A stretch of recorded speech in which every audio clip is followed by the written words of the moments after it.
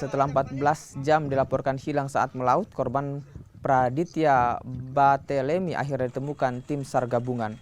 Korban ditemukan dalam kondisi meninggal dunia di kedalaman 12 meter dari permukaan laut. Pihak Basarnas menyebut sebelum dilaporkan hilang, korban bersama 7 rekannya hendak memanah ikan di bawah laut di kawasan Pulau Lahe. Setelah beberapa jam, korban tak kunjung kembali ke perahu. Korban diduga kehabisan oksigen karena menggunakan alat penyelam yang tidak sesuai SOP. Setelah dievakuasi, korban lalu dibawa ke rumah duka untuk dimakamkan.